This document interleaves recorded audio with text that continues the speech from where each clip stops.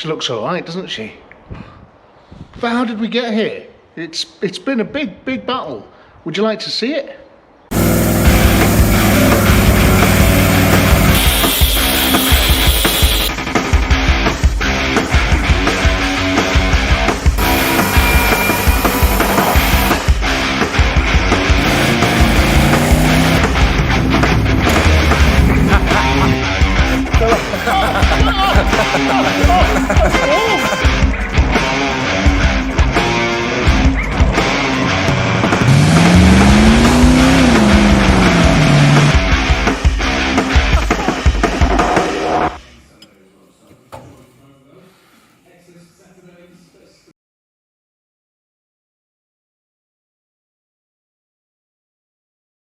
So that was the future.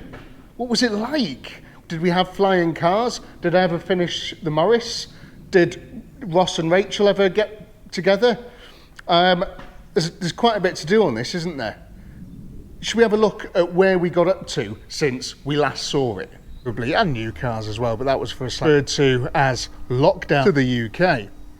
And that someone took on, did a bit of work to, and then it all halted. You know, my best to a leg.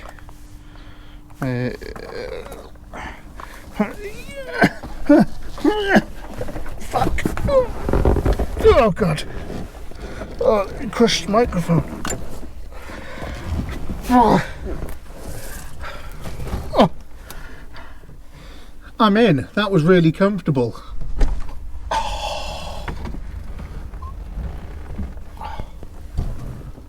That was easy. I could, if there was a hole in the floor, I could probably pick the car up and put my legs through, couldn't I? Right then, so we're showing 90,985 miles.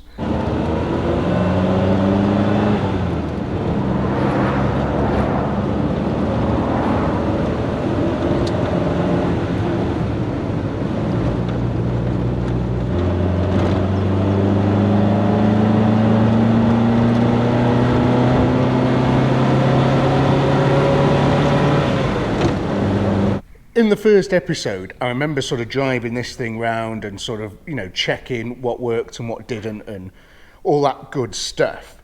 And I've done a little bit of work since then. Underneath of the car, I don't know if you can see sort of down there, along here, I've given it a real good sort of strip back and coat of Schultz.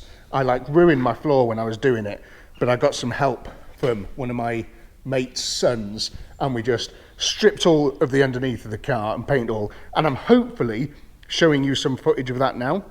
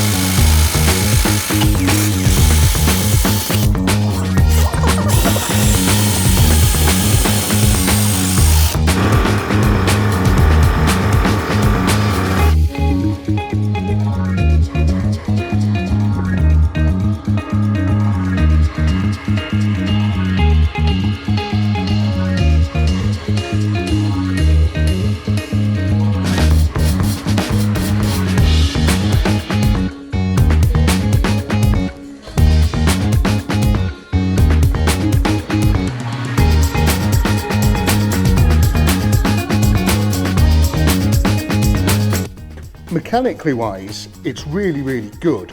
I mean, I don't want to go into too much depth on the engine side of things. That's possibly a job for the new owner to sort of dress this up and clean it up and, you know, do all that kind of good stuff, because I want to just essentially concentrate on how the car looks from the outside, because it does run really well. It doesn't need a lot doing.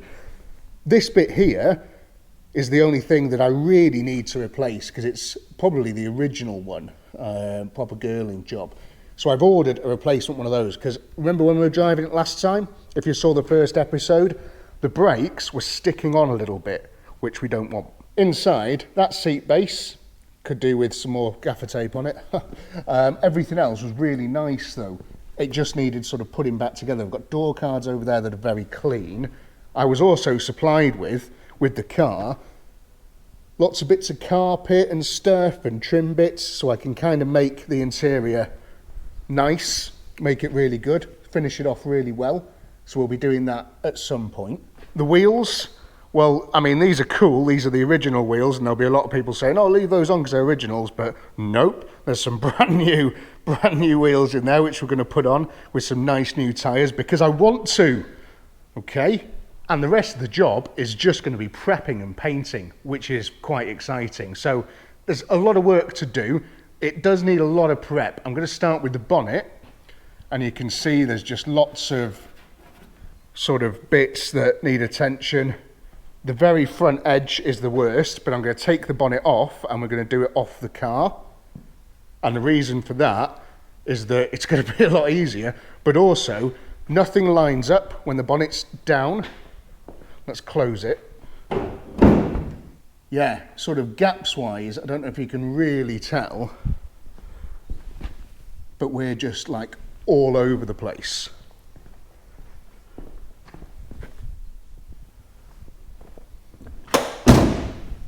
I mean, look at that. So yeah, needs a lot of fettling, but I want to get the bonnet in primer, completely prepped, and then put it on the car and do all the gaps before we paint it with it on the car. Down here, this has all been welded. It's just got a bit of surface rust on, so we're going to need to take all of that surface rust off, build it all up, shape it into the real sort of, you know, that's a rough idea of what it looked like. So that's what I'm going to go off there. And just, yeah, try and make it as nice as I can. I want to do quite a good job of this, so it's going to take me a little bit of time, but it's going to be worth it, I think, because it's a real smart little roadster. And despite the rain, you know, summer is coming, isn't it? And I'm going to need something to drive around, so I've got the wind in my hair, which would be nice, wouldn't it? I also got these two sort of covers here. That's a cover that goes over the back when the roof's off, and that's, I think they call it a tonneau cover, so that if you want to park the car up in, you know, the south of France, you'd put that over it, and then it just looks so cool. Just looks super, super cool. They're very dirty though, and I'm going to do something that might be a little bit crazy, but I'm going to put them through the washing machine on a low heat, just to sort of tidy them up, and then we'll hang them up somewhere, and hopefully they'll dry all nice and ready to go. Okay. Ugh. Is this a good idea? My mind's telling me no, but my body is also telling me no. There's like a bit of mould and stuff on the insides of these, so let's get rid of some of that, give it a bit of space. Yeah, there's a bit of like mould and stuff on the inside, so I kind of wanted to just, I don't know, try and do that without, like, clean it without doing any work. Anyway, where's the stuff?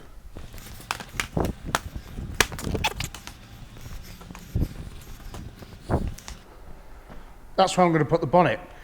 Got to unbolt it first and like disconnect some stuff. Why's it all got to be so complicated? What's going on with these? How do you get them off? One 10mm bolt and, two, no, they're like 12s. And 4 cable ties. Have I worked on this before? Must have done. Okay, if this isn't the one now, I'm not getting back up. I'm not getting back down there if this isn't the one. I'm just going to tie these to the Land Rover and just pull them off. No, it's fine. It's the right one. Okay. One. That's the other one. Hopefully, I've got loads of adjustment in these. See? All over the place. So what I'd probably do is get someone to help me get the bonnet into position, and then I can tighten everything up when it comes to it, when it's all been prepared in primer. I'm going to take this off as well while I'm in here, so we can prep that outside and just give that a good sort of gloss black, and try and take these tabs off as well, because I don't need them. I'm getting a couple of new tabs for a number plate which sits on those there. While I'm down here as well, I've sort of looked at all these this wiring for the headlights. I mean, it's not the best, is it? So I need to do something about that. I mean, I could do with just unplugging the headlights and stuff, so I can just unbolt the bonnet and get it off. But shall I clean up this wiring? I'll do it afterwards, I think, because I don't want to do it today. I've just thought I've not actually done a lights test on this, so should we do one? Yeah.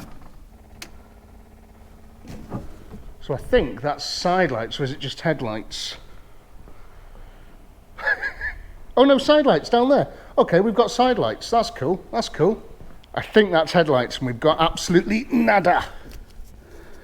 What happens if I just push that into there, though? Do the headlights come on? What? Nope. What about this one? Hey! Oh, that got hot very quickly. One bright headlight and one headlight that looks like it wants to die. So we do need a little bit of rewiring, I think, don't we? Got a very strange indicator there, that's fine. And another very strange indicator there. Okay, what about the back? Yeah, got lights on the back. Just leave it, I'll sort that other headlight on when it's done, I think. You've got to bear in mind, I don't really know what I'm doing. I've never been trained in any of this, I don't know how to paint cars at all, but what seems to have happened over the years, this is possibly the 100th car that I put paint to, and there is now just less fuck-ups than there was when it was my first car that I painted, and now there's this one, and I don't know, just going along there seems to be less fuck-ups, so I'm hoping now this is going to be all right. But a top tip is that don't mission creep, okay? If the lights needs wiring looking out there, forget about it. We're doing the paint work. Let's concentrate on that afterwards. If you start, oh, I'll just do this, oh, I'll just do that, I'll just do this, I'll just do that, I'll just do this, I'll just do that, you'll end up with a car in a million pieces in a shed, like the Morris Traveller, that is just, it's too much of a brain problem to go back to.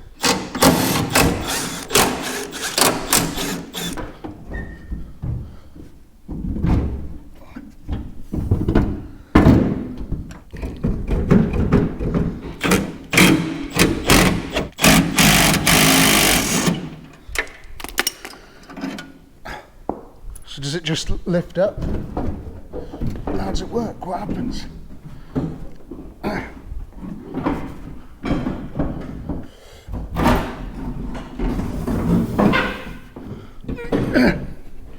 Okay.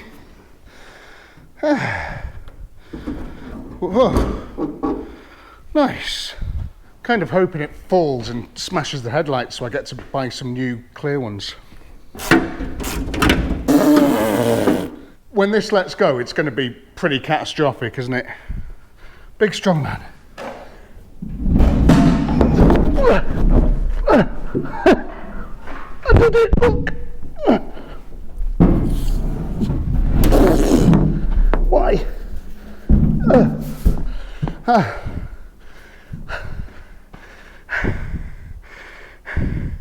It's really fucking heavy. Who'd have thought this massive lump of pig iron would be heavy? I didn't. Let's do the underneath first, I think. Oh God! Fuck! Oh Jesus Christ! Oh God, why did that move?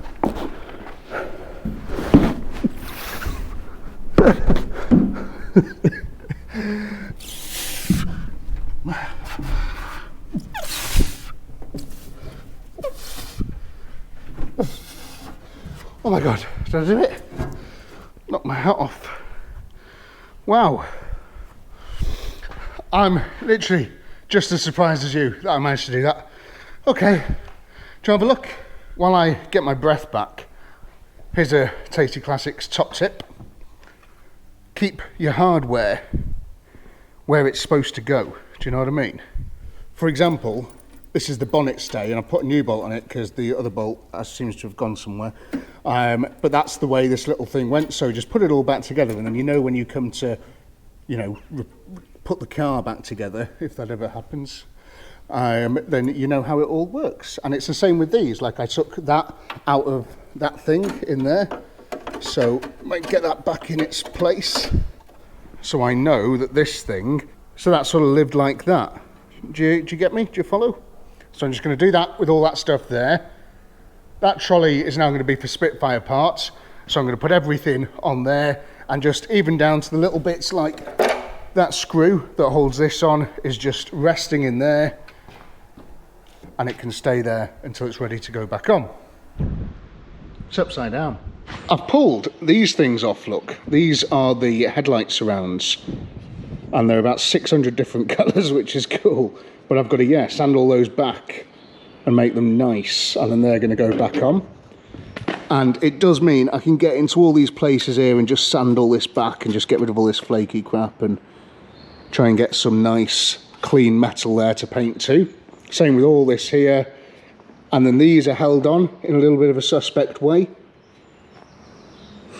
Don't think that's particularly very factory, but not sure. But obviously it's had a lot of welding there, so they might just not have the holes. Anyway, whatever.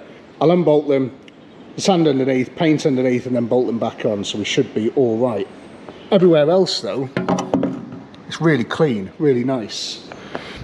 An absolute ideal scenario here would be that I get this thing sandblasted. My mate does sandblasting, Jace, down in Stoke-on-Trent, and I'm very, very tempted to give him a ring and say, look, can you just sandblast this whole thing for me? Which would save me loads of time, but it would cost, you know, obviously half a day getting there and back, plus whatever he wants to charge me. So let's just sand a bit of it and see how we get on, and if it's taking forever, we'll go down there.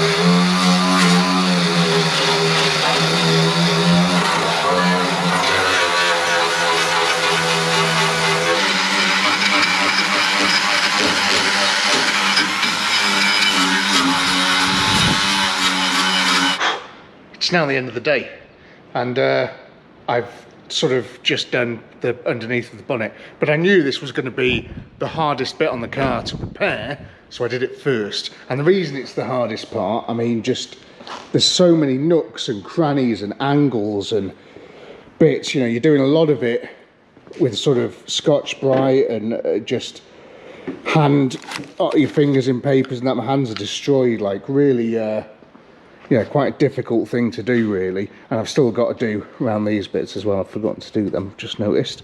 But yeah, so it's kind of ready for primer under here. What it needs first though is some of this just on these bits. I've not done these bits yet, so I'm going to do that when it's flipped over. But all inside there, I'm just going to pour loads of this around here. I've got managed to lift these up and sort of do underneath them, and yeah, we're just going to sort of give it a bit of a bath and then a big clean before we stick the primer on it. And the primer is really good stuff. It's an acid etch primer, so it's made for bare metal. If you're wondering what this stuff is, I don't know. It says converter of rust, and I've always used it, and I've used it with a fair old amount of success, so I will continue to use it. That's all dead nice, and it's going to be doing its thing overnight now. I'm not massively in the sort of game of restoring cars. I just like to kind of build cars and make cars better and make them usable and stuff. Like nut and bolt restorations, they're totally fine, but not massively for me. It's just, they're quite a massive undertaking, and just me on my own, I need to sort of turn these things over quickly and make it interesting for you. So that being said, a full restoration on the Spitfire would probably include painting it that original colour. And I could do that because it's like single stage stuff. It's very, very easy, just a gloss paint, you just bang it on and job done. But I'm sort of like, can we make this more interesting? Can we make it better? Because there's no, inside here, there's no blue metal anywhere apart from the inside of the door cards, which you don't see anywhere. And then the door shuts. And the door shuts, because of all this primer here, I'm going to have to paint anyway, which is just taking this seal off and masking it up to there. So a paint colour change isn't the end of the world, and you're just sort of masking it to underneath there in the back. You know, it's not like you're having to do loads of shuts on everything. So a colour change on a Spitfire is very straightforward. And I've had like loads of thoughts, and I've had loads of comments, and I've asked people. I put a poll out ages ago about what colour I should do it, and like a load of people said just put it back to blue, and it would probably disappoint people if I didn't. So sorry, because you're potentially going to get disappointed. I like dark metallic grey. I think that's a pretty cool colour, but a colour I also really like is like a dark metallic green, or even like a British racing green or something. Have you seen the new Peugeots? That green on the Peugeots? It's one of the most gorgeous colours I've ever seen. There isn't enough green cars. I'm really, really tempted to paint this thing a dark metallic green. Right, how do you get these bloody headlights out? Look, it's incredibly windy here today. Apparently there is a storm coming.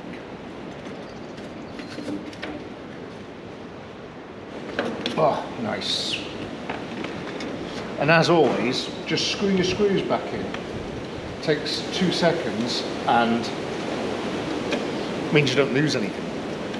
I've now got to attempt to flip this thing over again now. My back still hasn't recovered from yesterday. There's a big bar here. Can I not just hold onto this bar maybe? Okay, that's a bad idea. Seeing as the front already needs some filler work, let's maybe drop it down that way. Oh no! Oh! Smashed my trellis. Oh dear.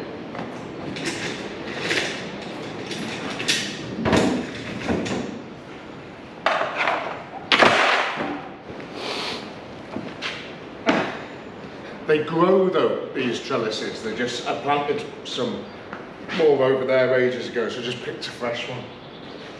Right, that on there. It's just the same. It's good for your back. Oh God, it's just so easy. Oh, Jesus Christ, why isn't it working? How do the big body shops do it? Oh yeah, they have more than one person, that's right. Oh, Jesus Christ.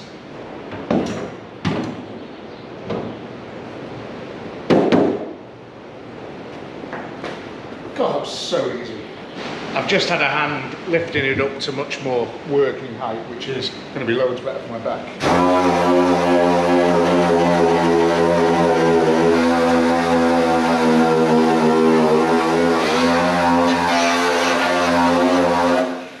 Tidy.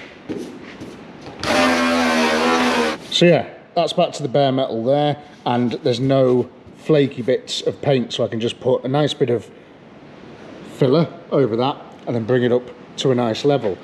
But I've got to do that on a few more places wherever there's bits that need taking down. And also I just want to clean this bit because I've noticed there's a line there, so I want to investigate. Really don't know if I'm going to be able to get this on camera, but it's impossible, isn't it? Oh no, you can see it there. Can you see that line there? That is a dent of some description. It's disappearing now as the brake fluid evaporates, but I'm hoping I can block this down and make it all nice and flat. It's a bit of a strange dent, that. I think it's just like a weird ridge, I don't know.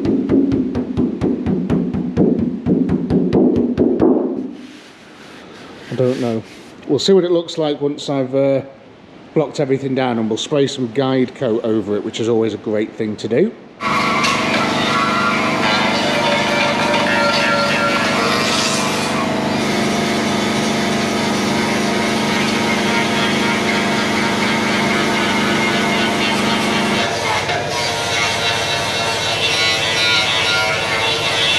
So low on paint supplies at the moment. I'm using like one of those things for putting stickers on cars to mix and spread my filler. Gonna go out on Monday, visit a place in Saltney to stock up on everything we're gonna need to do this triumph. and I'm going to take us to the Peugeot garage, and we're going to hopefully find and see one of these 308s, I think the colour's on.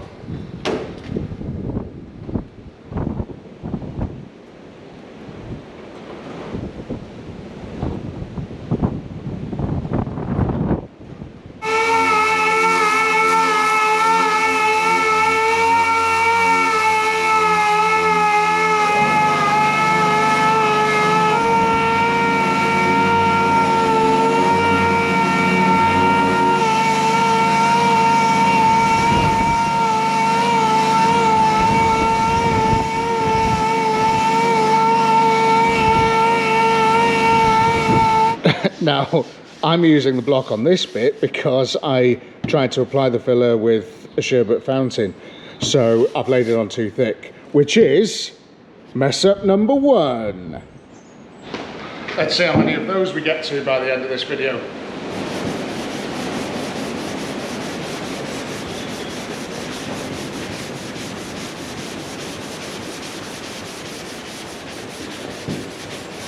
People like this sort of cross-hatch motion.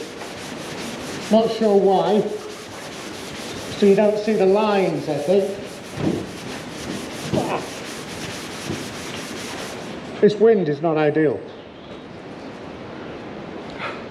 I said this wind is not ideal, but I'm not here for much longer today because I'm going to pick up a new car. Which is weird, isn't it? Which you're not going to see on the channel, sadly. Well, not immediately. If it does hang around for a bit, you might. But if you want to see it, jump on the Patreon, because that's where all this extra stuff goes.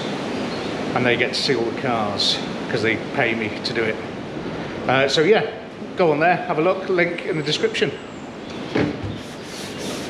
Aled's here, he's just going to give us a lift down to pick this car up. And yeah, we're looking all right. Put a bit more into it. This is looking really nice here, but there's just still so much more to do. Got the arches and stuff to do. This is by far the hardest bit of the job. Once this is in primer, that's, you know, that's nearly half the amount of paint on the car, even though it's only one panel, but the rest of it is very, very straightforward. It's not going to need a lot at all, you know. Just pulled these out of the washing machine and they have come up marvellous. No sort of mould or anything underneath anymore. Come up real nice, but lots of brown marks which you have to try and get off. How do you get all that off? Don't know. Anyway, I haven't destroyed them.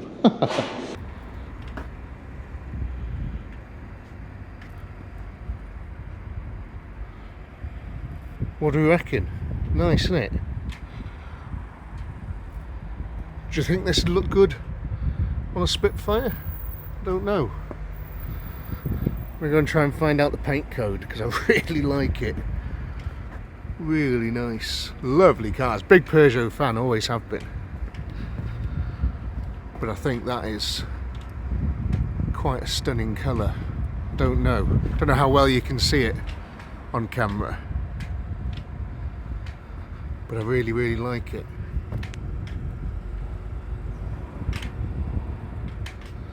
Interesting. I do like it. I mean, I'm not sure why, I'm drawn to it, probably because I am a bit of a Peugeot fan, but I do like it. The other reason is I could just do it in metallic British racing green. There's loads of them to choose from out there, you know. There's the Mini do a fantastic British racing green metallic, looks really, really good. I could do it a gloss, you know, British racing green. There's a few things that I could do, but I just want it to be that little bit different. I don't really want to just do another British racing green Spitfire. I want people to look at it and go, what paint's that? That's a bit weird. What colour's that? That's a bit strange. That's a bit different, you know. And maybe for the gooder, maybe for the badder. But it's one of those things, I get an itch and I kind of want to scratch it.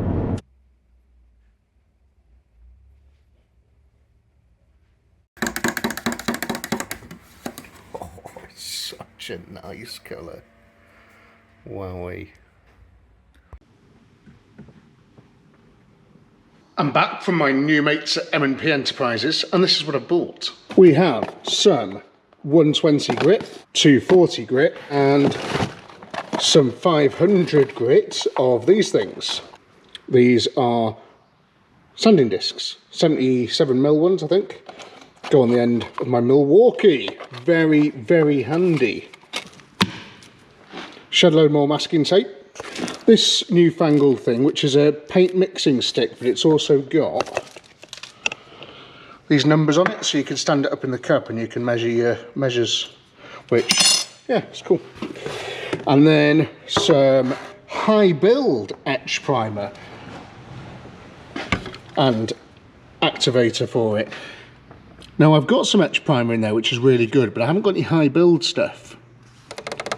So we're going to give that a go and see what it's like, see if it's any good. Some high build in a spray can, a couple of these interference pads, and some mixers. Not mixers, sorry, spreaders. There we go. Now I've still got a huge amount to crack on with here before we can lay any primer down, but I would love to get some primer down by the end of the day. So I'm just going to crack on and do as much as I can. Sand, sand, sand.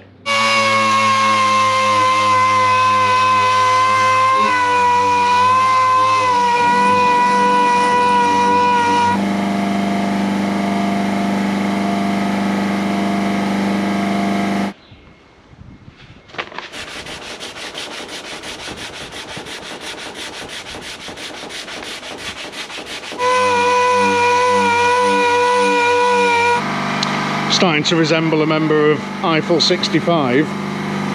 Shut up, compressor.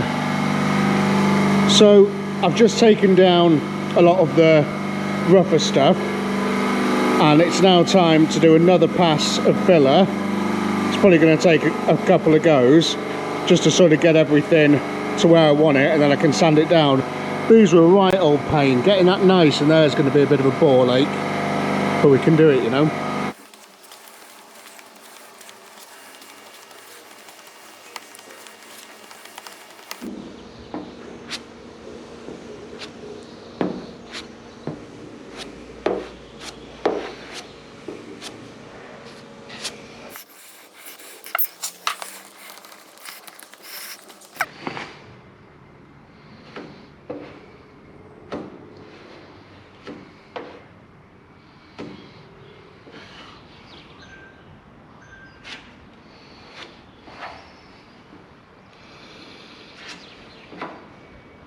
So we've got some slightly better filler work going on there.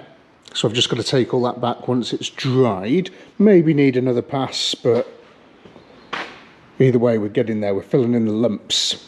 So while I'm waiting for that to dry, can you see all these little squiggles here? You don't want these, and that's because I've been using the DA with these quite heavy duty 240s on, and I've got a few other things I can use here just to sort of get it a bit better. I've got some 1200 for some really nice light glass sort of finishing, which I used when I was doing some cutting and polishing of some lacquer.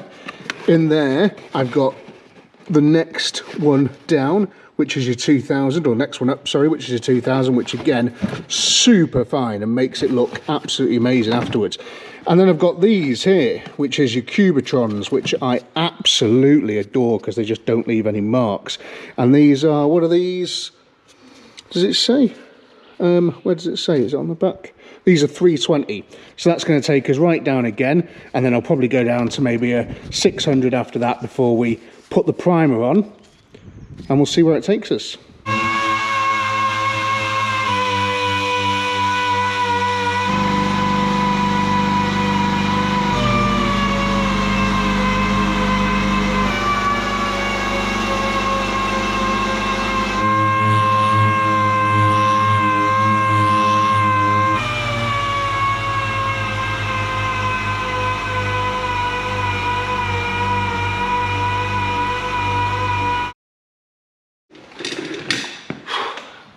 Taste blue. With my blocks that I've got for sanding, I've got this,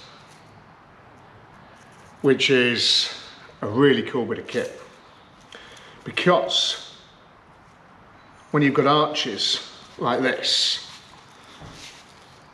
you can make a bit of sandpaper like that, and then you can give it one of these, and it just makes everything where it touches the body, like this bit there, absolutely perfect.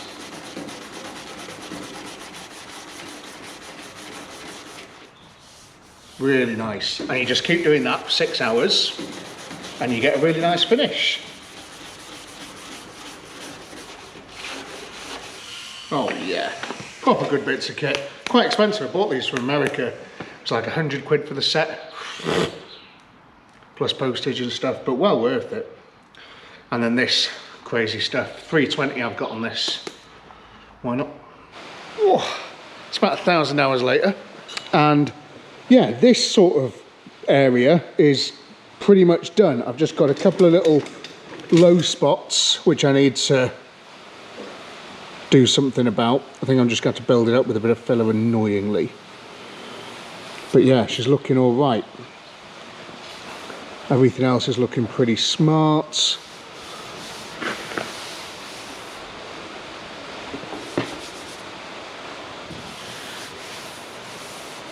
Really, really nice.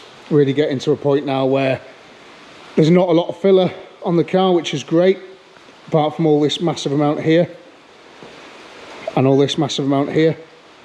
So next bit, to give me a break from doing arches, I think I'm just going to try and get the front done as much as I can, and I'll show you what it looks like otherwise. I mean, I'll show you what it looks like afterwards. I can't even speak now. And then this is what it looks like now. We're slowly edging towards the finish line of the bonnet. I'm ready for my sort of one last skim of filler to just get a few little bits. And you see that's starting to take nice shape. But we need loads more on here. We might need another skim on this afterwards. We might need 4 in total. But yeah, arches wise, again, we need a bit more. And in a couple of little areas. So I'm just going to do that now, and then more sanding. Filler work is so much easier when there isn't a bloody camera staring at you.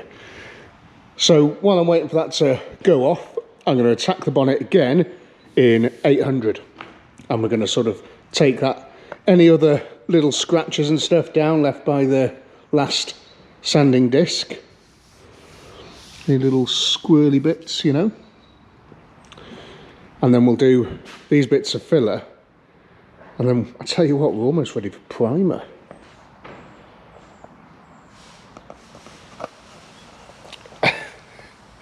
Send help.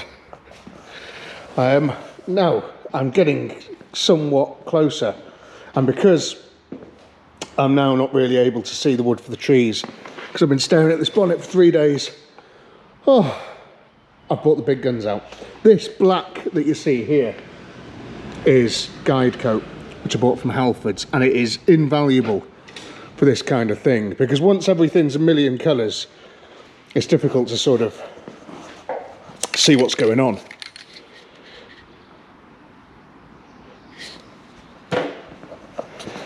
But when you spray some guide coat on there, you can see that, look, you've got bits there, you're missing bits there, you've got other bits you're missing there, that doesn't look particularly flat. So you know that you've just got to do a load more sanding on that. And as you're doing it, the guide coat will act. I'll show you what happens. So like this bit here, for example,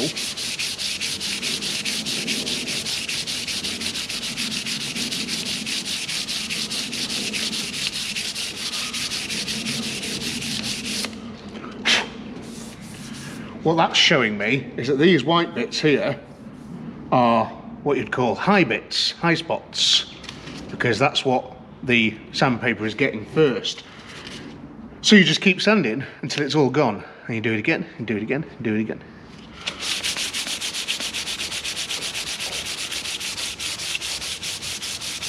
And then when you start to see it really pull all the black off, then you know that maybe you're getting there.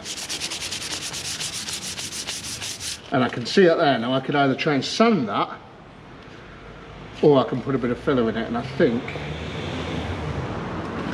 it's a little bit too deep maybe.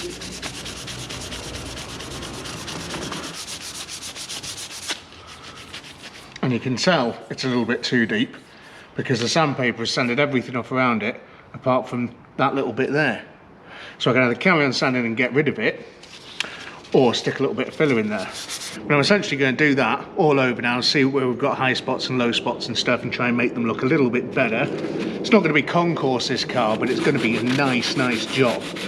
One of the problems with doing these dark colours is that they show everything up. That's why guide coat's black, because it shows everything up a lot easier than if you were to spray it yellow or white or red or light blue, which I should have done, shouldn't I? I could have fully finished now.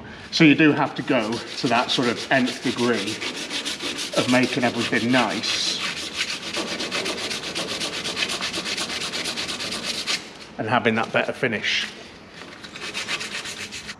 Someone asked me to paint the car for them the other day, paint their car, and I said no, and they seemed a bit shocked. And to put it into perspective what goes into these things, so far just on this bonnet I spent 14 hours, and granted I'm filming in between, so you could probably knock a couple of hours off that, but yeah, 14 hours just on this bonnet. And I think new bonnets are over £1,000 to buy for these, if they even do them, and then you've got to transfer loads anyway. It's not possible to just buy a brand new one. So yeah, 14 hours so far, but we're nearly finished. Just waiting for this last little bit of filler to dry, and I can sand that back, and then primer time. And then I've just got that bit over there to sand then.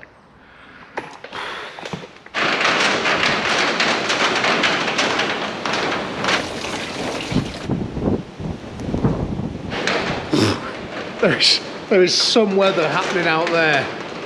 Whoa. It's like, I think this is the storm that we've all been promised. But it's raining sideways and it's getting my bonnet wet. I bought this stuff on eBay as well, and I'm just doing some little jobs while I'm walking around. And yeah, once this dries, hopefully that'll have got rid of all the rust, and it'll start to look all matte like that, you know. So we'll have another look once it's dry, but that is going to solve all of our brown rusty tonneau cover problems. Cool. In one of the last videos I briefly talked about this big copper piped apparatus, and a few people sort of wanted me to do something slightly more in depth of what it actually is. So here's how it works. We have one compressor,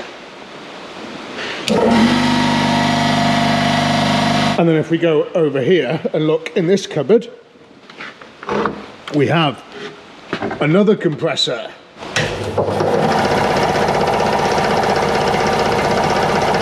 Underneath the compressors they have little drain valves, because compressed air, there's lots of moisture in the air, and when you compress it, it sort of puddles at the bottom, so you have to drain your compressors every now and then, otherwise they'll just rust and explode, which does happen. The pipe for that one in there comes out here, and I trail it along the ground, and it goes into the bottom of this thing there, and this pipe goes all the way around there and goes into the other one. And what this does is the air from both compressors goes whoomp, up there, round, down, up, round, down, up, round, down, and then through that little bath thing and out into my gun. And it does that so that the water condenses inside these pipes. I'll show you. I wonder if we've got any water in here.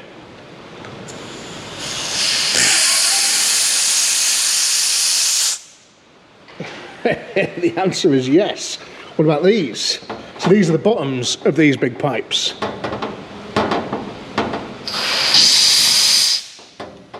Lots and lots of water. It's been very moist recently, so we've got lots of water.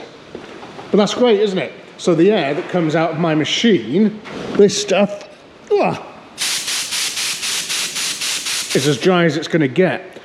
And that's really handy because when you're painting, you don't really want water coming out. And it also keeps all your, where is it? Keeps all your machines. Not a lot of power in that because there's no air left because I've just let it all out. But it keeps those from sort of rotting away inside. And if you stick a little bit of oil in there as well, oil daily, they'll last forever. Dead cool.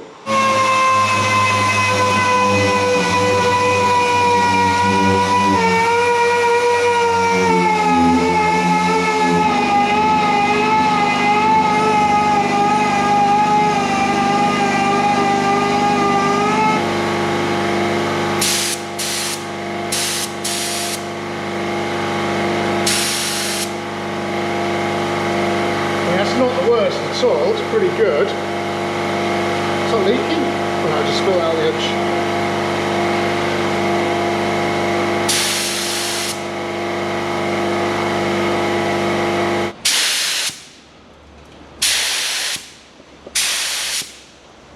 Can I get a wider fan?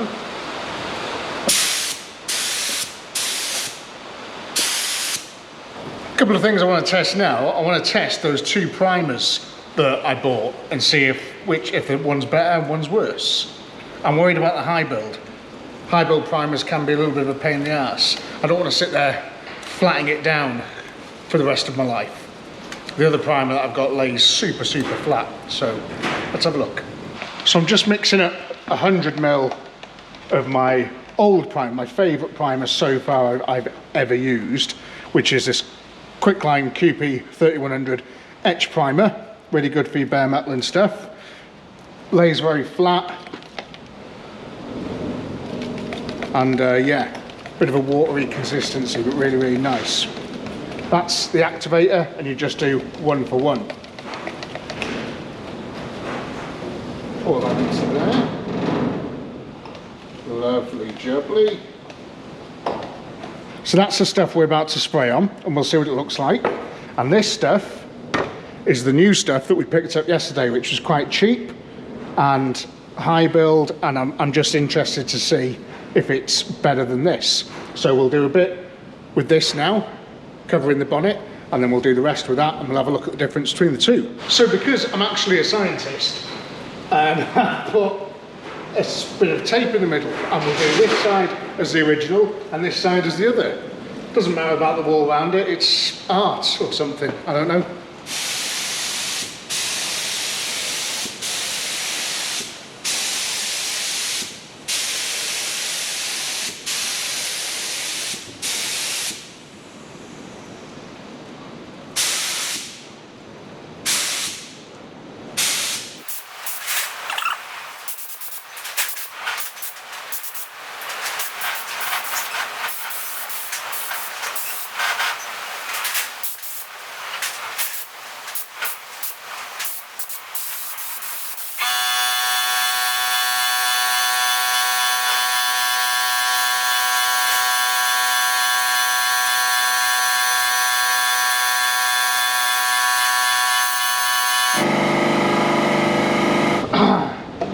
Wind is really picking up. So I've purposely laid that on a little bit sort of cack-handedly, just because I want to try and do the worst and see what it's like, rather than trying to do the best and not be able to replicate that on the car. I'd rather sort of just see what it's like when you just go at it without any rhyme or reason. And I'm messing about with the gun while I'm doing it, trying to get a nice spray pattern. Anyway, let's mix up some of this new stuff. So it's a 1-1 mix again. So let's do same amount as before, 50 ml of this stuff. Oh, quite a bit over there.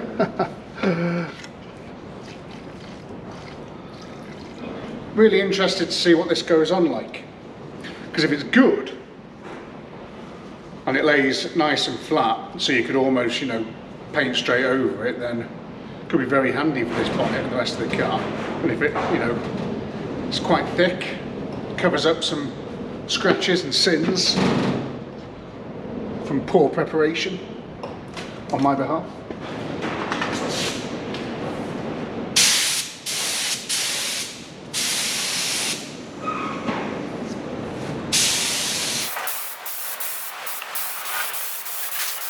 Instantly, I mean, if coverage is anything to go by, this is killing it.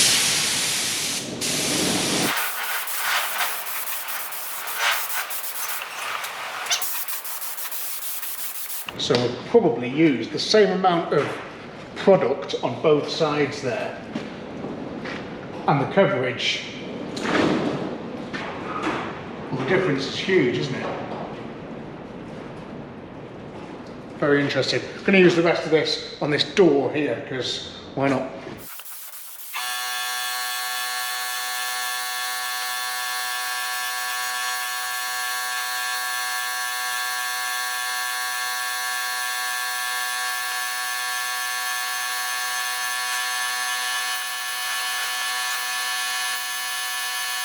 I'm genuinely massively impressed with this so far, but let's see how they both dry, because a lot of this, even if this gets more coverage, it's all about time. I don't want to have to go over this again before I paint and, you know, rub it all down. So I mean, in some places that's what you're going to have to do, but with that stuff you can just paint straight on top of it, you know, with maybe a quick 1200 or something like that.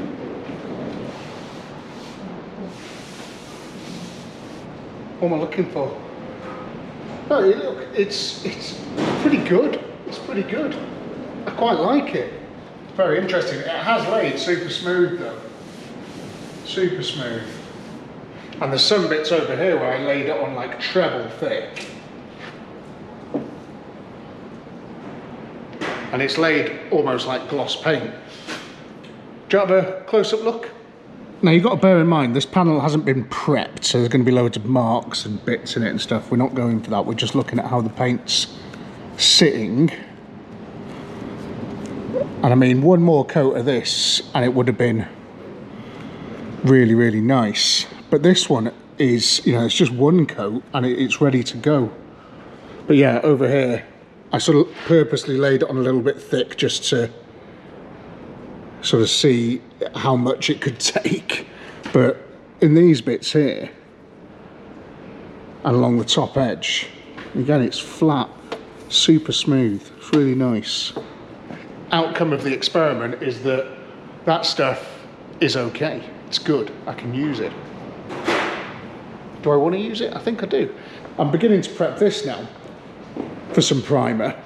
So I've just given it its first wipe down. And then I'm going to give it a coat of primer, or a few coats of primer. Let's tack cloth this bad boy down. I could really have done with it a couple more feet away from the shutter, because I'm going to catch the shutter a bit here, I think. But I can't move it on my own. Well, I can, as you've seen, but not when I've done all this work to it.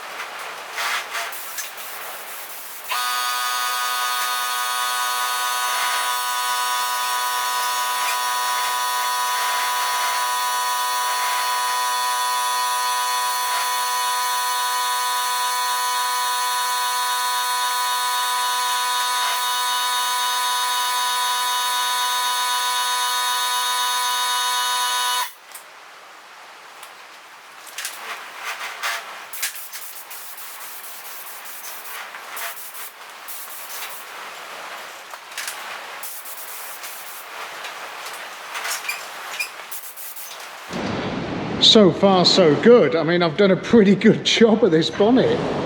It's a bit patchy in places where I think it's just different bits of filler and paint and stuff underneath, so we're going to need to see how that dries. Bit of fallout just landed on it there. That's dead cool. Thankfully though, because this is just primer, we can sand it before we do any more coats. So look at this massive thing there. What even is that? We'll get it off. But yeah, you can see how it's sort of It's reacting with things. That's weird, isn't it? Why is it doing that? We're gonna have to see how that dries, but it's something we can sand down. The rest of it though is dead smart, lying nice and flat. Definitely having some reactions with the old filler that was on there though. Very interesting. Shapes of the arches and everything look good though, so that's my main concern. On the front, again, the shape was my main concern, and it's beautiful. I'm so pleased with that. Done a nice job with something for once. I can still see that little bit of a dent there maybe, but we're gonna have to live with that, I think. Not massively noticeable. Yeah, dead smart.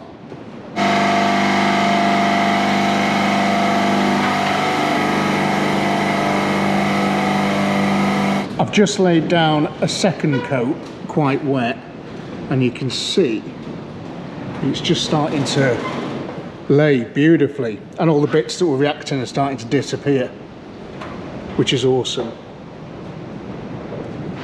To say I'm happy with this is an understatement. It is truly gorgeous.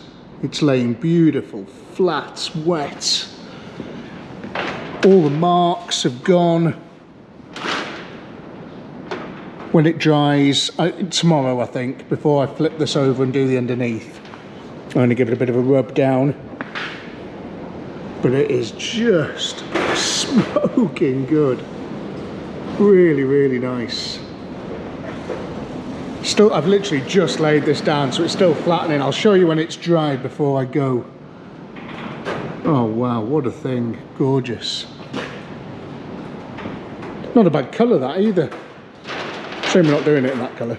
I'm going to draw it to a close there for today, partly because the building's going to blow over any second and I don't want to be inside it when it does. And I've just spent a bit of time messing about with the P6 for the upcoming episode on that. So yeah, I'm going to get home, and tomorrow when I come in, this should be nice and dry and I can give it a quick rub down in places that I need to, but you know, there isn't really that much to do. Very, very smart indeed. And then we can flip it on its back like a turtle and do the underneath, and then start stripping this thing down a bit more and preparing it for paint. This is going to be fun, isn't it? All this stuff. Not sure what I'm going to do with all this yet. I wanted to paint this body coloured inside there, so I might have to do a bit of dismantling. I don't know. We'll have a look. We'll have a look. The weather again, honestly. Dickie's just come round and helped me put the turtle on its back, which is nice. And the finish of this was super, super good this morning, but I'm going to show you that properly when it's sort of back over there on top of that thing. I've just got to clean all of this now. I've been thinking about the process.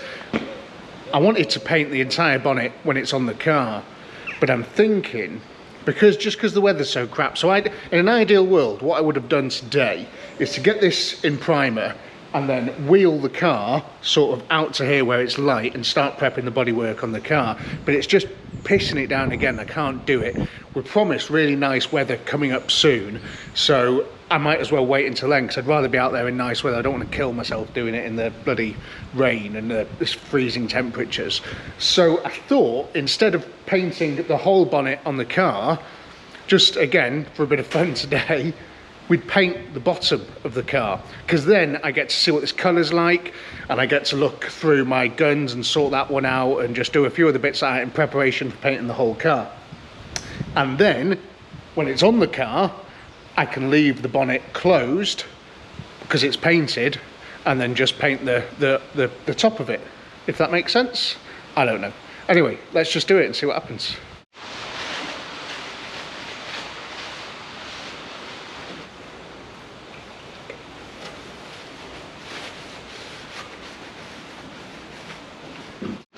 Just giving this a very quick masking because I don't want to get the other side covered in all the stuff. Not that it matters too much, because I'm going to be rubbing the other side down a little bit. But yeah, so this is all ready to go in here now. Giving it a clean, just need to give it another dust off with the spray gun, and then we'll lay some primer down. Are you enjoying this so far, this episode? It's got to be the most boring thing on YouTube, surely. It's a man painting an old Spitfire.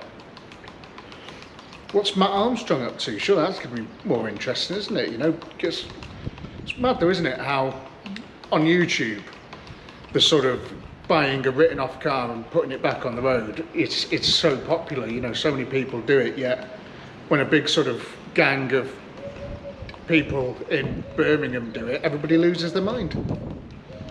Weird, isn't it? You noticed I'm not using the same primer because I've got this primer and I need to use it up. So I'm going to use this on the underneath of the bonnet because I'm not too bothered about the finish under here. It's going to look good enough for me. So I might as well use this up.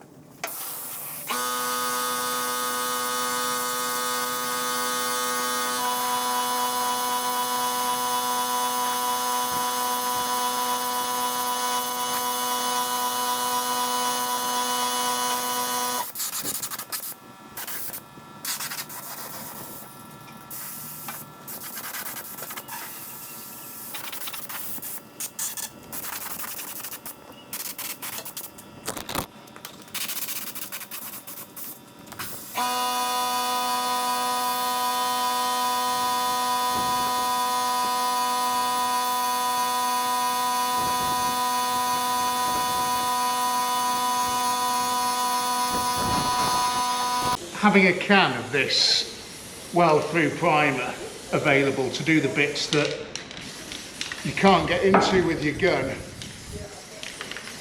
super valuable, just to keep everything in better order, if that's possible.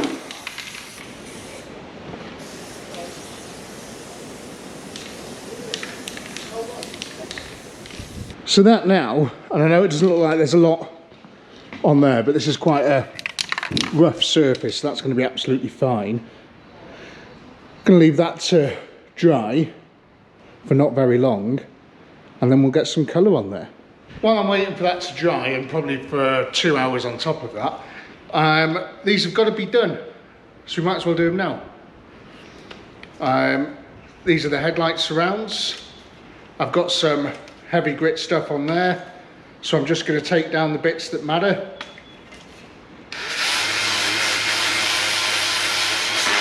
Ow.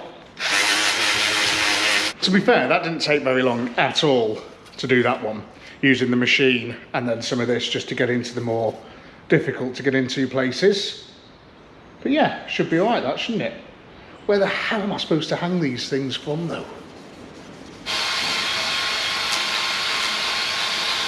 I've just enjoyed breakfast at Epiphany's and realised, because I only need to sort of paint that, I don't need to paint the back of them, that I can just lay them on here and then paint them.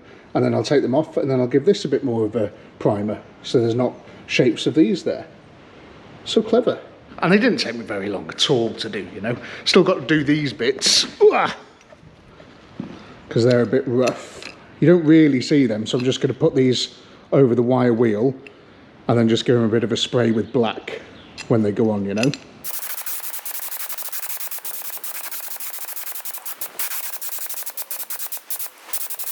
Looking pretty nice. All the silver bits you can see is the zinc primer, by the way, it's not bare metal, just in case you were wondering. Like that there, and that over there. Nice. Do Do you remember from the first episode as well? This is quite cool, isn't it, that? Whoever did the welding on this bonnet put their name there, Foz. So it's going to be good to get that painted. And I'm glad they did, because I wouldn't want to weld it all up. Absolutely not. Right, let's put some paint on it. Okay, so this is my last sort of good gun, because the other one got a little bit leaky and is now permanently broken. I was thinking about getting another one, because I need one for the lacquer, one for the colour, but I'm just going to have to use this for both, which is fine. That's okay. That Clark gun, that 30 quid gun though, it's done a great job, but still, this is it. And the interesting thing now is that we are using, that's it, solvent based, not water based, which is super good, because this will dry much faster. The water based stuff, I mean, it's just, you know, essentially spraying water onto it. So it's think how long water takes to dry, and then think how long a solvent takes to dry. It's much better. So this is pretty cool, and I find that this sticks nicer and just everything's better about it. And I used to use water based a lot, because the people that I bought my last lot of paint from essentially lied to me and said, oh no, nobody does solvent based stuff now, it's all water based because we're trying to be better and greener and all this sort of stuff. And yeah, turns out that was a load of bollocks. So great, we're back on the solvents. Okay, I'm going to mix this. It's 1-to-1 with thinners. Stick some in there, throw it on the car. Oh God, I'm so excited to see this on the car. It's like a French take on British Racing Green, isn't it? It's going to be awesome. This gun has got its own regulator now, so you turn the compressor all the way back up and you do the airflow on here. Let's have a look.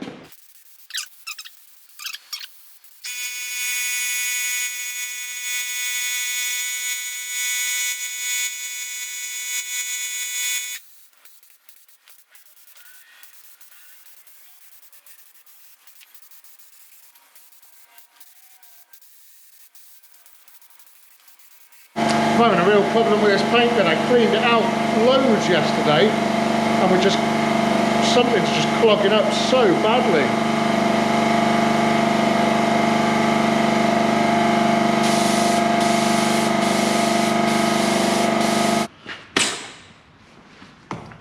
Gonna have to go and clean the gun out, I think, again. Right, I've had this down to its component pieces now, completely stripped back. There's not loads that you need to sort of worry about with this. You've got the amount of air that goes into the gun there, which is pretty much just wide open because this is regulating it. Then you've got the amount of paint that's mixing with the air, and then you've got your fan pattern at the top. Although that's now behaving a lot better just with thinners. So let's try and get that set up just with thinners.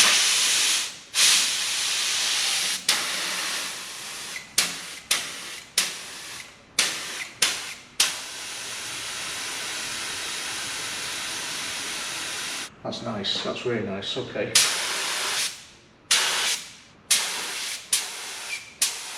Okay, we're getting a pattern. Well, what was up with it then? Obviously something clogged somewhere. Let's try it with the paint.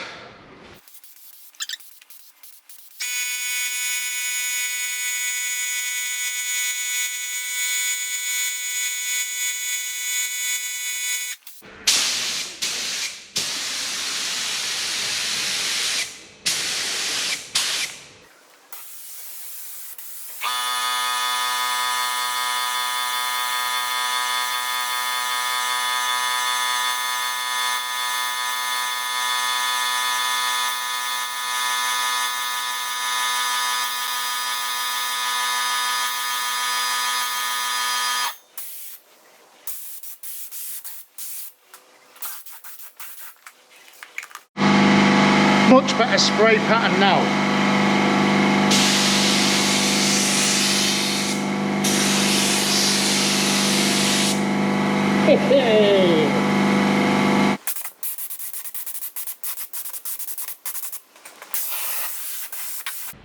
Bit dizzy. This is so cool. That's had 3 coats and it's probably used 40 quid's worth of paint just to do the underside of the bonnet, which isn't too bad really when you think about it. I know it looks a little bit sort of patchy in places, but I'm not going to go wild giving this sort of, you know, 100 quid's worth of paint and a really nice job underneath, because it's going to look a lot more uniform when it's dried and lacquered as well, because it is still a bit wet in places, but it is absolutely stunning. Really, really nice. And yeah, it's under the bonnet, so as long as it looks half good, that's all that matters really, isn't it? But yeah, it does look the business. Really, really does. Really nice. And these bits, I mean, this is the joy of solvent, you know, just gorgeous, gorgeous stuff, and it dries almost instantly. Missed it.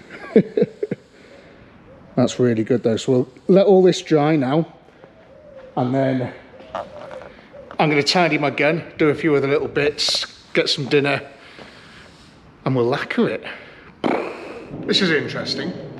I forgot I had these little hooks over there on my vintage fire alarm that I used when I was painting stuff on the Mini, and I've managed to hook them through there and hang the headlight sort of surrounds from. It's cool, isn't it? I'm just mixing up my lacquer, and then we're going to get spraying on that.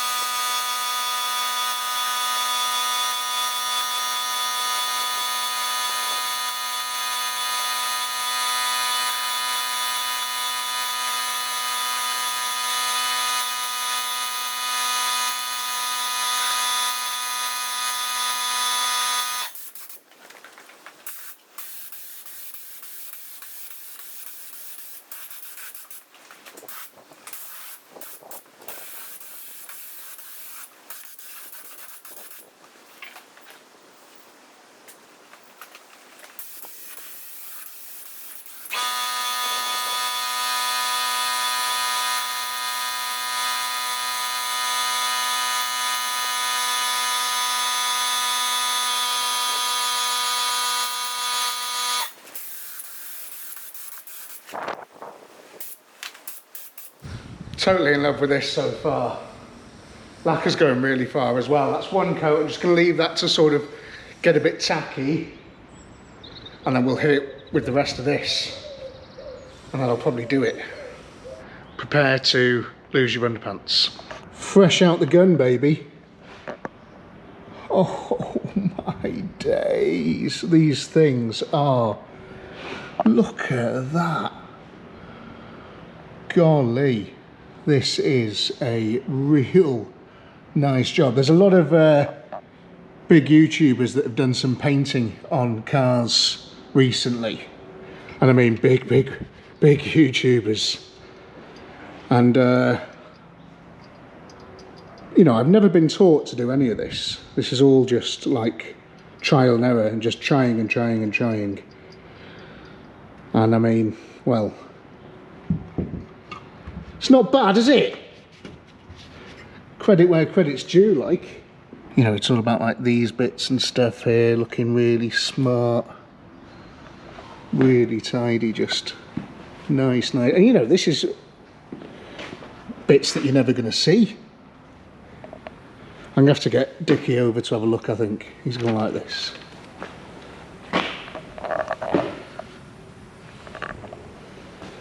Just looks absolutely brilliant, doesn't it?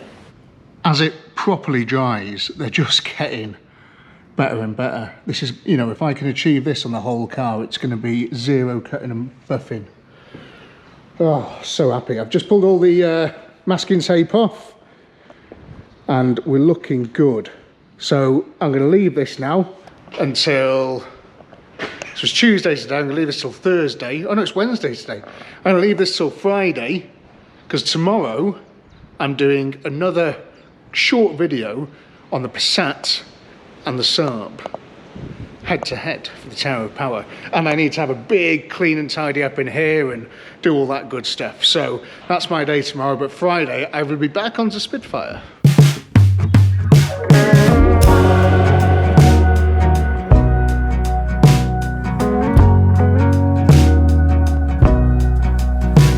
Who told you that it was too late?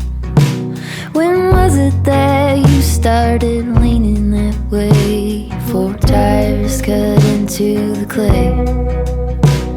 It dries up and now there's just one road to take. It's growing up over with green. So easy to drive on, but not what it seems. The poison is spilling upstream, and it's taking out every living thing. Every living thing.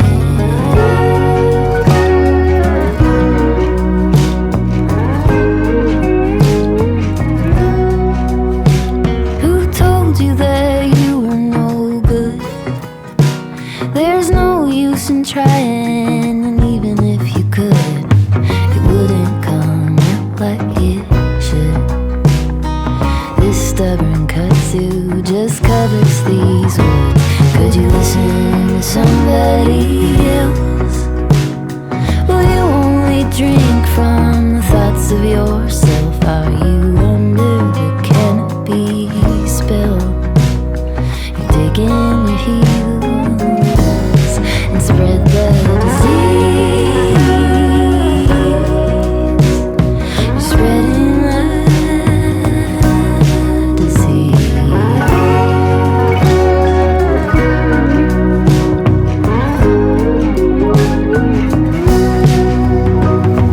Back up the drive a bit. Could you see what this is? This is a part of it all. Over and over, injustice to injury. This is a part of it all. Could you hike back to it, fight with it, sit with it? This is a part of it all.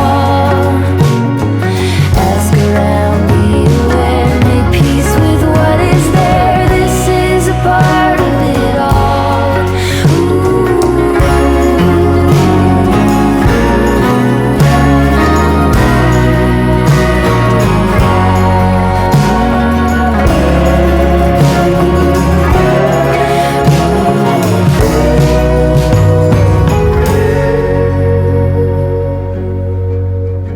Who told you that it was too late?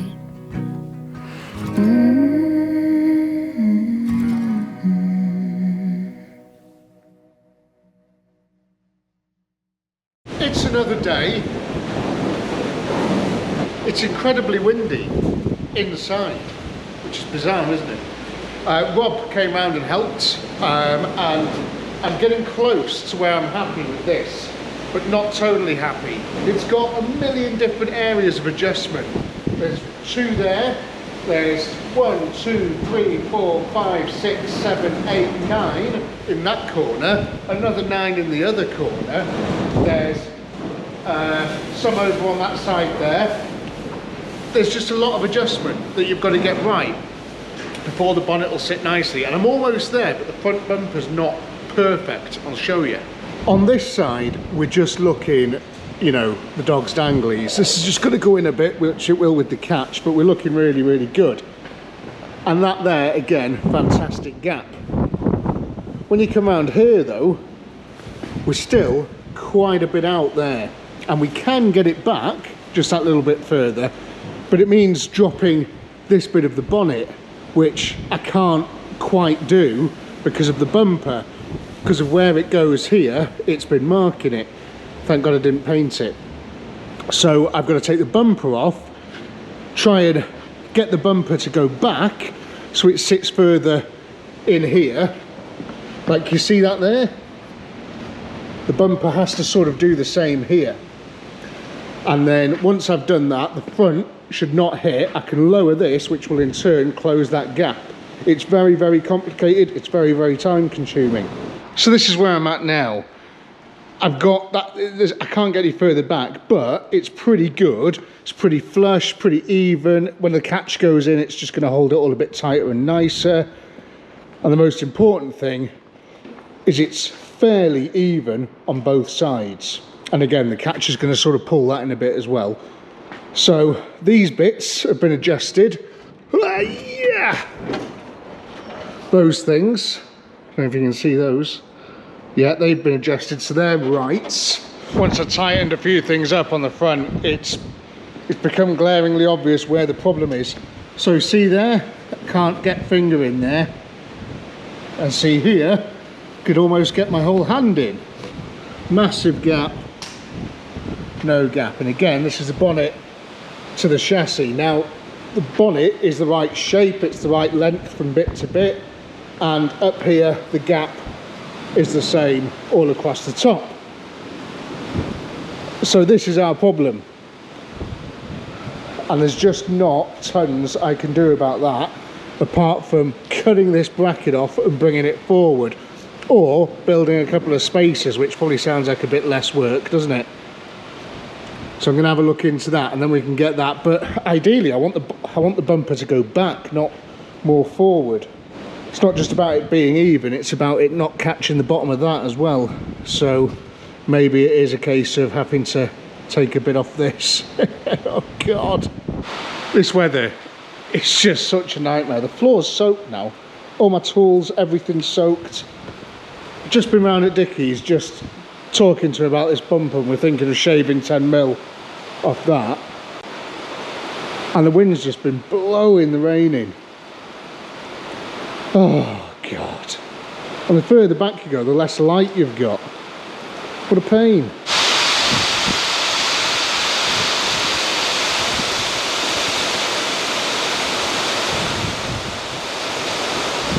Hailstoning inside the workshop. Jesus Christ, come on.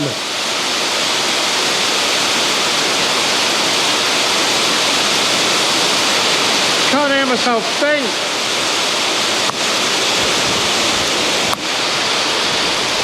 Oh, fuck, that was a really big one.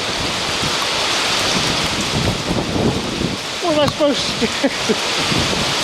Ah, fuck! Oh, that does actually hurt.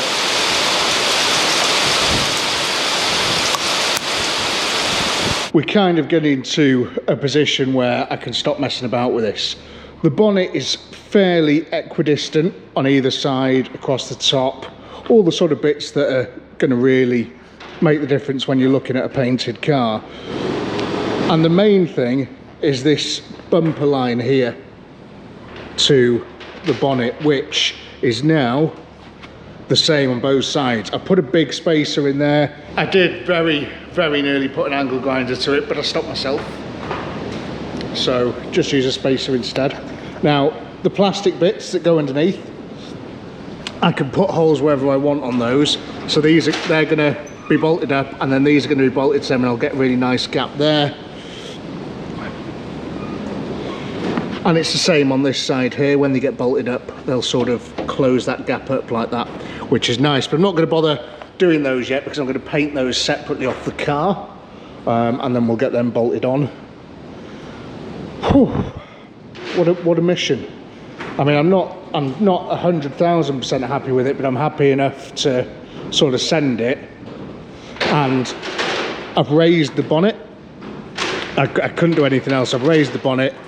So you've got a lip there, so you can get, I'll have to repair that, and you'll be able to lift the bonnet up without it touching the bumper.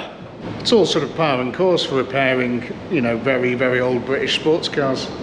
Right then, I want to do something different. And right now, different means getting this soft top off the car, which I think is fairly straightforward. Now, there's a couple of bolts on either side there, and there's a couple of bolts at the back to get the inside roof on, I think. And they're those funny shaped sized ones, you know, I think they're like 75/25 or whatever it is, what I would call nowadays an 11. A lot of people are going to be going, no, you've got to use the right spanner. I haven't got the right spanner. I've only got this. This is all I've got. I wish YouTube didn't do the whole copyright thing for music. I mean, I totally understand it. But it's so annoying because I've listened to some great tunes, and whenever I talk to you guys, I have to turn them off. And one of those tunes, like, I've just been listening to is Evanescence. Do you remember Evanescence? They were really cool, weren't they? A lot of the music I do feature, I pay like this subscription thing for, because I really like all that music. It's really good. But they don't have any of these mega pop star artists on, unfortunately. Not that Evanescence are mega pop stars, but they kind of are. Or were. Ah! Fell down. Get out. Nice.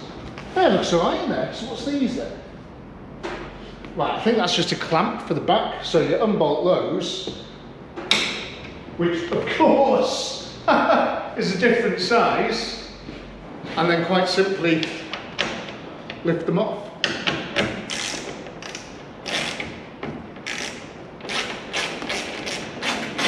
So let's talk about the roof for a second. There's a roof I want to buy, but it's almost £400. But I think with the colour of the car, it's going to look insane. So I'm going to wait till Monday to see if I can afford it. And if I can, I'm going to buy it. And I think it's going to totally finish the car off. On the outside anyway. And, oh, beautiful. I'll just put those back in there for the time being. I've just been going through the car essentially and just removing some bits, seeing which bits I was going to remove but have bravely decided not to, and other bits, and you know, all that good stuff basically. Missing a popper on there, so I'm going to have to order some poppers. How annoying is that? There's a few other things like that I'm going to have to order, which I've just done on eBay for a couple, but like over there, it's missing the window winder and it's nowhere to be found in the car. So frustrating. So yeah, just, you know, that's 20 quid down the Swanee, isn't it, you know, but we need a window winder on that side. Lots of other parts over here. Door cards are all in really good nick. They just need a good clean and stuff, so I'm looking forward to getting those all back on and everything else. Inside here, again, is in fantastic condition, but it's all like grey.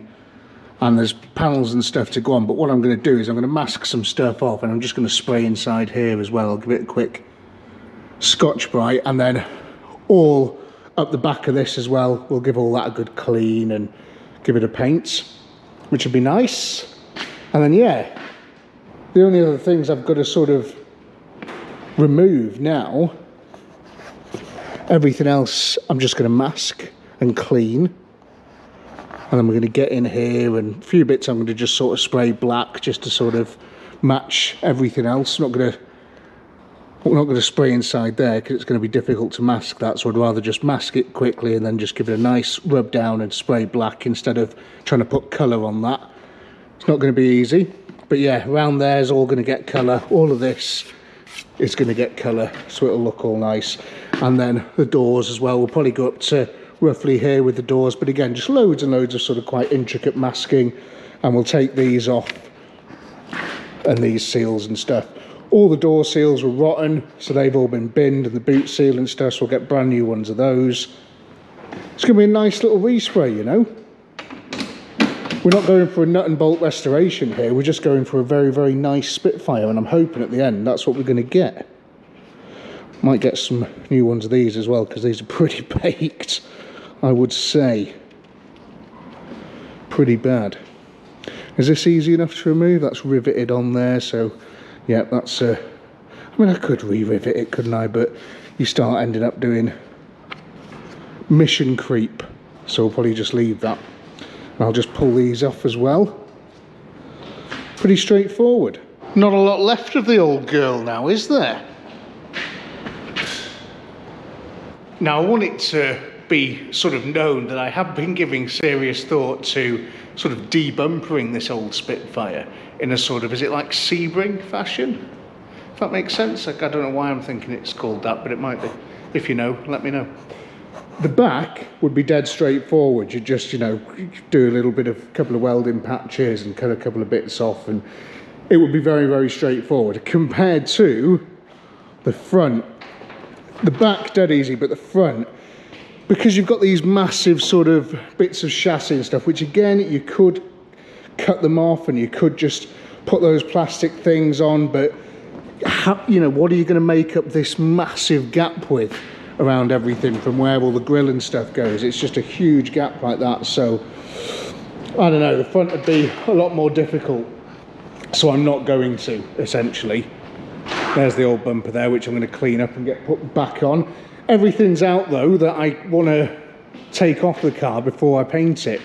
I'm not going to go, like when I did the Mini, I went over and above with what I was, well, not over and above, I just went to a very high standard, so I would remove everything. So the bonnet had come off, the hinges had come off, all this, you know, every single bit of the car would be dismantled. The entire doors would come off the car. I'd be doing, you know, and that's one of the reasons it took me a year and a half to restore that car.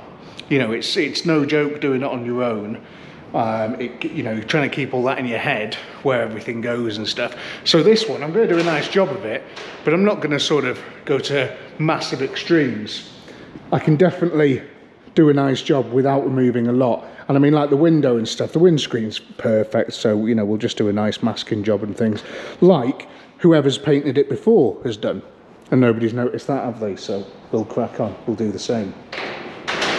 All the rear lights and stuff came off quite nicely.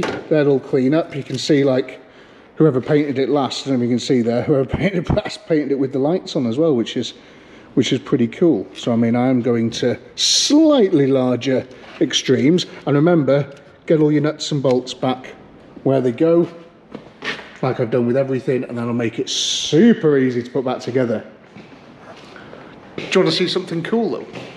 I mean, I can't stop looking at these things to start with. They're just absolutely spectacular, but I'm going to leave them there. I wonder what they look like on the car.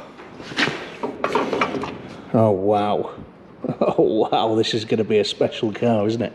Nice. I couldn't go to all that effort of doing this car and just put normal boring headlights on, could I? Imagine that. And don't worry, they're not those tacky LED ones that Land Rover Defender owners love. These are crystal clear, perfectly clear headlights, and they're just going to really lift the front of the car, make it very modern looking and very nice. Here comes the hailstone again.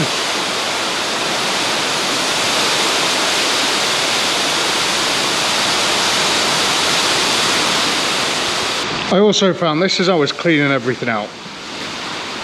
Triumph Spitfire, 6th of June 2023, so I've had this almost a year already. For 1,600 quid with £50 cash on production of logbook, which did happen, but 1,600 quid. Not bad really. I mean, obviously I'm putting a huge amount of work into it, but I don't know, yeah, pretty happy with that. I reckon it was a good price. Exhaust as well. I've got to put the brackets on, that's why it's so low. It's supposed to be up here, but I've got to do them.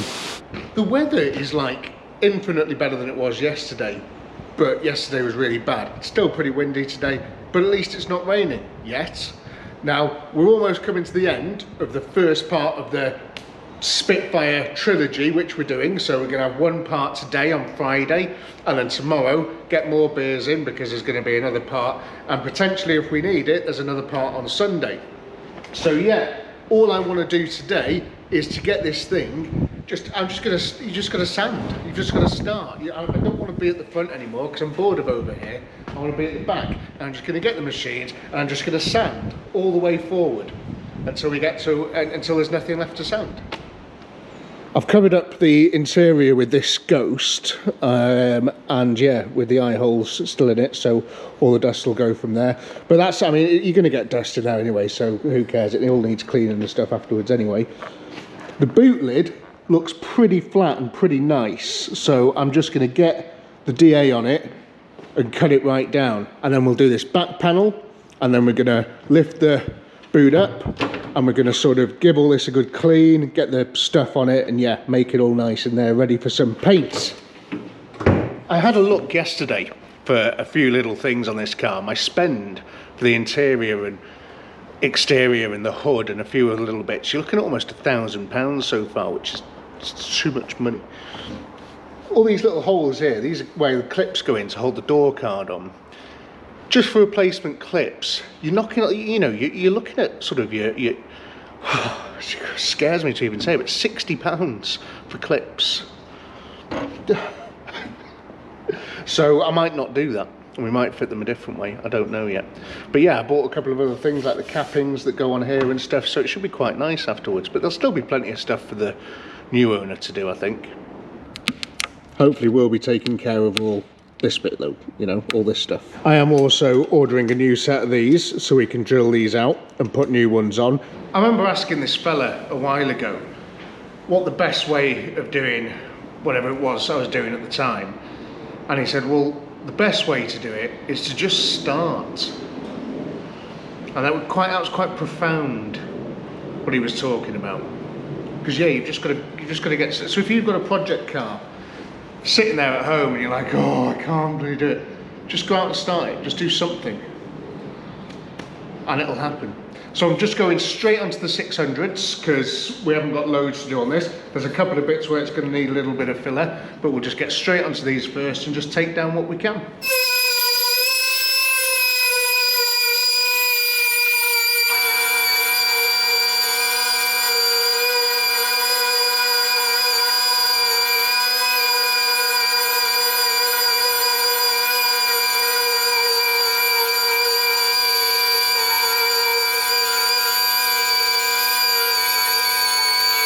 My first time using these net Merkers, the P600s.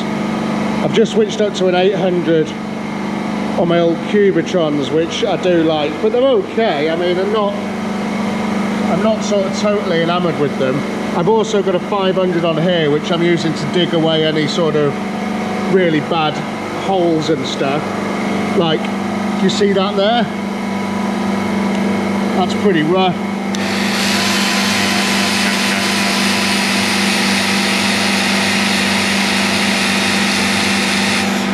And if you can see, there's a bit of rust under there.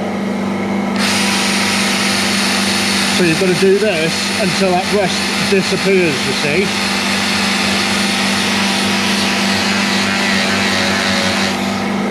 Like it has done there. And then we'll build that up with a little bit of filler, make it look all nice, and then sand it over. But we've got rid of the rust. And it's the same as I did there. We have to do that on everywhere there's any sort of little, like you see that there? Got to take it right back. Getting there with that, looks quite nice. These bits, these are what the seam finishers go on, which I'll show you later on, but they're just big black plastic bars which go over these. And they finish the seams where this panel was attached to that panel. So you don't see these when the car's been painted, so you can go at them with something a little bit more fierce, because time is money, you know? So as long as you're careful,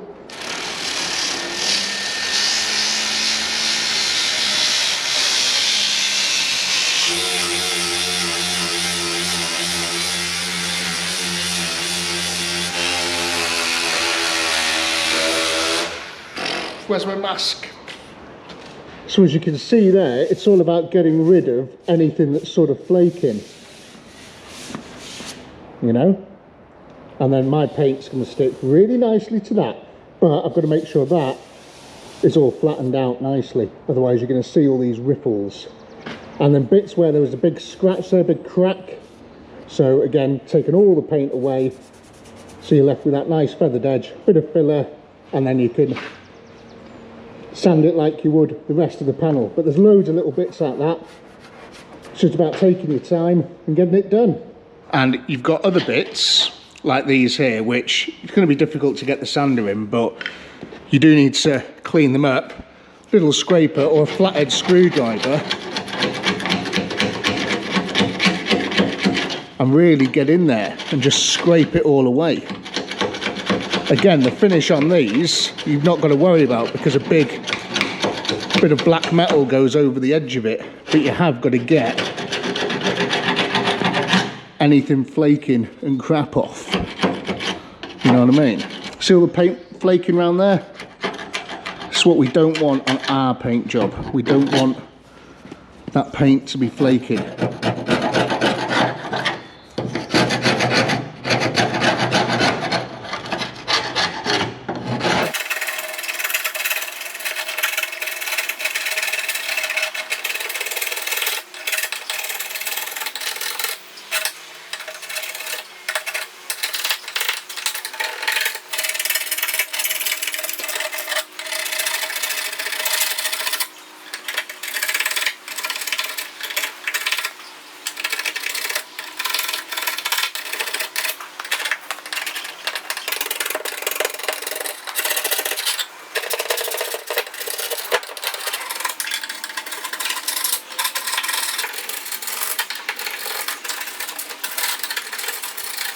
National Geographic phoned me up yesterday and said, Ben, we're going to give you £1 million to have your own TV show doing cars up and stuff. And I was like, whoa, that's amazing. And they said, but you have to start wearing the correct PPE all the time, every time you do something like this.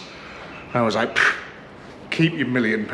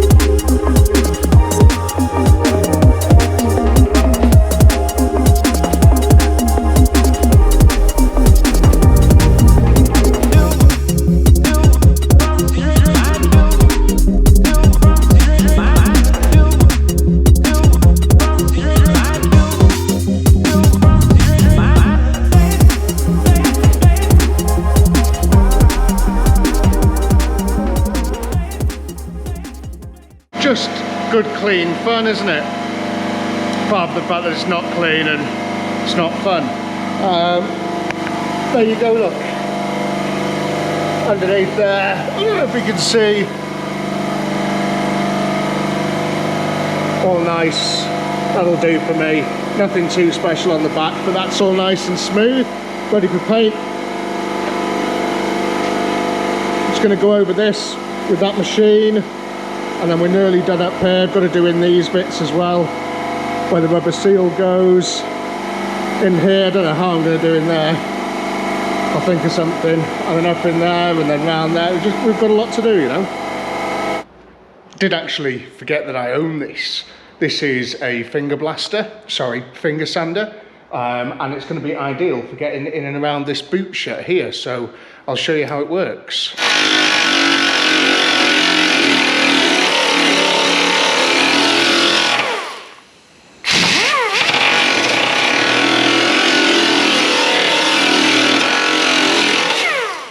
Nice.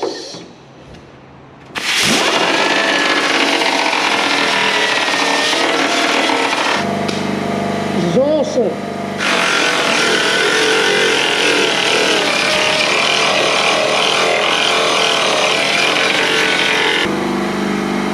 Perfect for sort of getting inside here. Really, really smart. And the rest of it, I'll just get with some of this stuff, you know.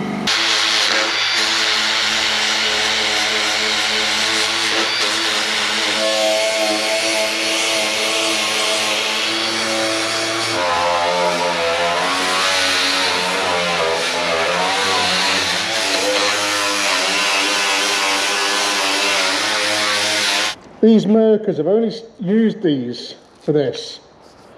Not massively impressed so far, I'm going to be honest. Don't last very long.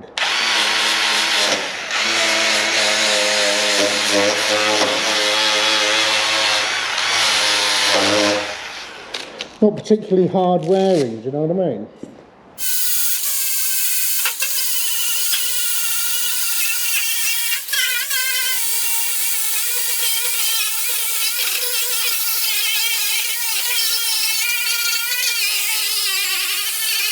I don't know how well you can see with this awful lighting at the back of the workshop, but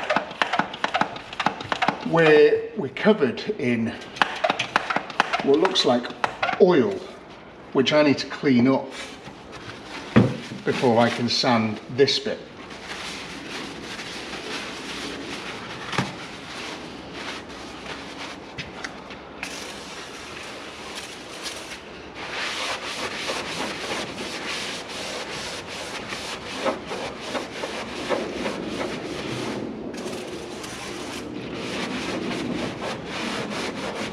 Does seem to be working. That's always a nice thing to see.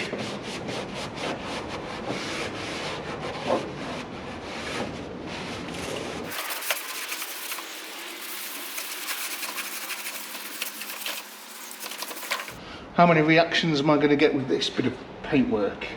It's everywhere. I think someone's filled it with like cavity wax. Oh, I'm nearly done over here. There's nowhere else I can get into with the machine. So now it's up to me and this dishcloth to go over everything. So we're giving it that last little key, and to get any bits that we might have missed and get any flaking paint off. So I'll see you in a couple of weeks.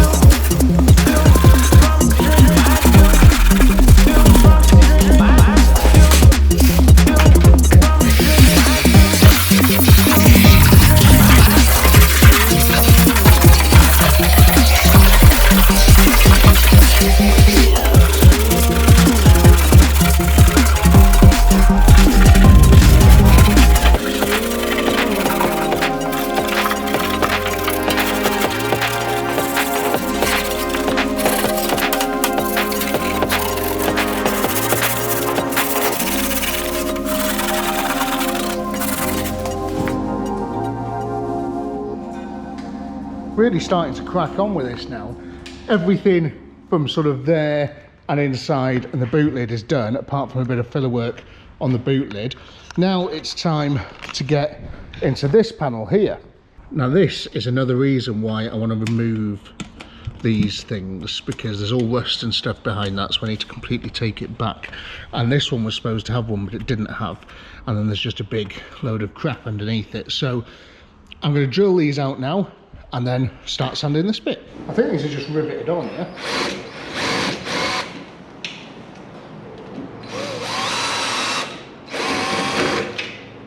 Nice. And we're not using those again, we're getting brand new ones.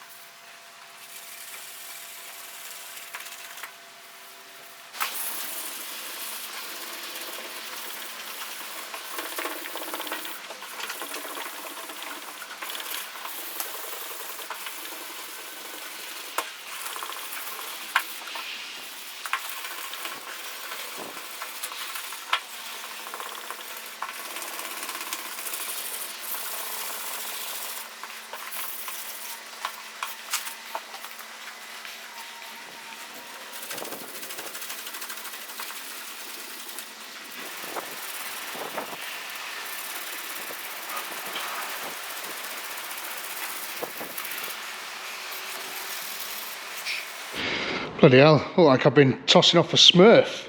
Anyway, this panel was an absolute ball ache, but we're getting there with it.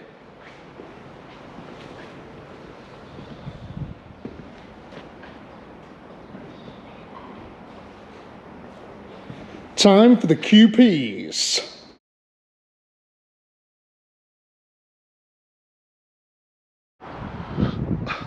What is this world outside? What's that in the sky? Oh God. It's almost like 3 o'clock. The back of the car is pretty much done and it's looking really good. I've just got to do a little bit of choice filler work to get a couple of these dips out of there, and just there's a few, can you see like that tiny little mark there? So you just got to put a little bit of filler across that, and then there, and then there's a couple of other bits, a few bits along the top there. So yeah, I've just got to do a little bit of that, little chips out of things, can you see that? And then I've got the 2 doors to do, bottoms of the front wings, the inside to do, all along here to do, same on the other side, and then also inside the bonnet, all that bit there. Oh yeah, and those 2 bits down there, and the bonnet itself. Amazing. So you've probably seen enough of like all of this, you know, spinning discs and dust flying everywhere and all that sort of stuff. So I'm going to park it there for episode 1. Technically episode 2, because there was also episode 1 that we filmed like a year ago when we bought the thing. But for episode 2, that's where we're going to leave it. Behind the scenes now, I'm going to finish off all of the bodywork prep, and then you can pick me up in episode 2/3, which is going to be out for you tomorrow. So like less than 24 hours, you've got to wait until you see episode, well, the next episode I'll call it, which is where we're going to get this thing into the colour, into the paints, and that's super exciting. And you know, it's mad, isn't it? For the last couple of hours you've sort of watched me do all this, but for me it's, you know, it's going to be 2 weeks, isn't it? 2 weeks condensed into 2 hours. So I mean, not full time, I've just been sort of jumping on it when I can, but you get the idea. Hopefully the next step though is going to take a lot less time. The prep is the time consuming bit. It's looking good though. Right, see you in the next episode.